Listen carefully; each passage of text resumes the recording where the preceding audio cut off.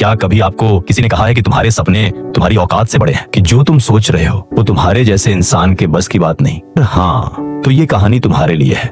ये कहानी है उस लड़के की जिसने गरीबी को अपनी पहचान नहीं बनने दिया, बल्कि उसे अपनी ताकत बना लिया। उस लड़के का नाम था अर्जुन। अर्जुन का जन्म एक छोटे से कस्बे में हुआ था। एक ऐसा कस्बा जहां सुबह खेतों की मिट्टी की खुशबू से होती थी और शाम में बिजली कटने के अंधेरे में बीतती थी। उसके पिता दिहाड़ी मजदूर थे, कभी काम मिलता कभी नहीं। माँ लोगों के घरों में बर्तन साफ करती थी। घर में अक्सर एक ही सवाल होता था, आज खाना कैसे बनेगा? लेकिन अर्जुन के अंदर एक अलग ही दुनिया बसती थी। जब बाकी बच्चे क्रिकेट खेलते, वो आसमान को देखकर सोचता, मैं भी कुछ बड़ा करूंगा, मैं भी अपनी कहानी खुद लिखूंगा। गरीबी का पहला सच स्कूल जाना भी उसके लिए किसी लग्जरी से कम नहीं था। फटी हुई यूनिफॉर्म, उधार की किताबें और कई बार खाली पेट स्कूल जाना, यही उसकी दिनचर्या थी। एक दिन टीचर ने पूछा, बड़े होकर क्या बनना चाहते हो? क्लास के बच्चों ने जवाब दिया, पुलिस, डॉक्टर, टीचर। लेकिन अर्जुन बोला, मैं ऐसा इंसान बनना चाहता हूँ जिसके पास इतना हो कि मेरे घर में कभी भूख ना। पूरी क्लास हंस पड़ी।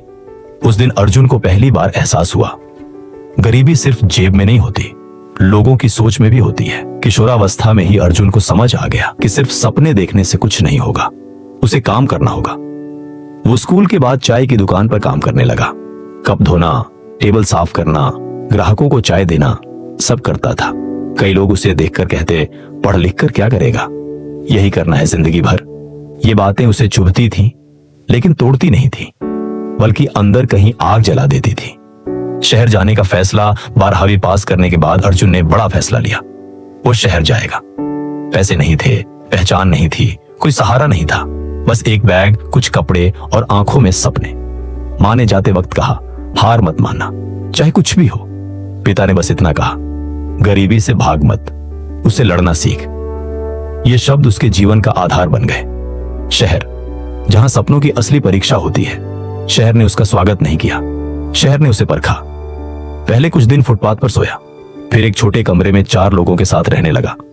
दिन में होटल में काम, रात में पढ़ाई। थकान इतनी होती कि कई बार किताब हाथ में लेकर ही सो जाता, लेकिन हर सुबह खुद से कहता, थक गया हूं, हारा नहीं हूं। कुछ पैसे जोड़कर उसने छोटा सा ऑनलाइन काम शुरू किया।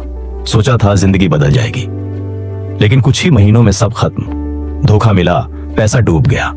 उस रात वो बहुत रोया। पहली बार लगा, शायद लोग सही कहते थे, शायद बड़े सपने गरीबों के लिए नहीं होते। लेकिन अगले ही पल उसने खुद से पूछा, अगर अभी हार गया तो क्या सच में जिंदगी बदल पाएगा?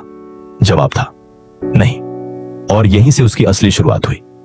सीखने का दौर। उसने फैसला किया, अब पहले सीखूंगा, फिर करूंगा। Online free course, YouTube video, library की किताबें, जो मिला उससे सीखता गया। धीरे धीरे उसे डिजिटल कामों की समझ आने लगी। Data, marketing, technology. तैयारी के साथ इस बार उसने छोटा सा सर्विस बिजनेस शुरू किया। धीरे धीरे क्लाइंट मिलने लगे। वो हर ग्राहक को सिर्फ पैसा नहीं, भरोसा देता था, और यही उसका सबसे बड़ा हथियार बन गया। धीरे धीरे उसका काम बढ़ने लगा। जब किस्मत पलटने लगी, एक दिन एक बड़ा क्लाइंट मिला। उस प्रोजेक्ट ने उसकी जिंदगी बदल दी। पैसा आया, पहचान मिली, और सबसे बड़ी बात, आत्मविश्वास मिला। लेकिन उसने खुद को याद दिलाया, मैं गरीबी से आया हूं और यही मेरी ताकत है। सफलता के बाद भी संघर्ष खत्म नहीं होता। जैसे जैसे बिजनेस बढ़ा, चुनौतियां भी बढ़ी, कंपटीशन, जिम्मेदारियां, फैसले। लेकिन अब अर्जुन डरता नहीं था, क्योंकि उसने सबसे बड़ा डर जीत लिया था, गरीबी का डर। जहां से सफर शुरू हुआ था, सालों बाद वो अपने कस्बे लौटा। अब वो सफल था, लेकिन दिल वही था। उसने वहां एक ट्रेनिंग सेंटर खोला, गरीब बच्चों को स्किल सिखाने लगा, क्योंकि उसे पता था गरीबी खत्म करने का सबसे बड़ा तरीका है अवसर देना। असली जीत क्या थी? पैसा, नाम, सफलता नहीं। असली जीत थी, अब उसके घर में कभी भूख नहीं थी। उसके माता पिता मुस्कुरा रहे थे और कई बच्चों की जिंदगी बदल रही थी। दोस्तों, गरीबी कोई गुनाह नहीं है, लेकिन उसे हार मान लेना यह आपकी पसंद होती है। सपने बड़े रखो, संघर्ष से मत डरना, सीखते रहो, और सबसे जरूरी, खुद पर भरोसा रखो, क्योंकि गरीबी आपकी शुरुआत हो सकती है, लेकिन आपकी मंजिल नहीं।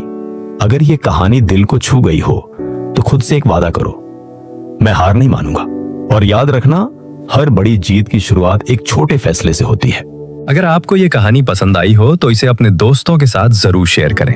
क्या पता इस कहानी से किसी की जिंदगी में सकारात्मक बदलाव आ जाए। और मेरे चैनल को सब्सक्राइब जरूर करें ताकि मुझे भी पता चले कि आपको ये कहानी पसंद आई।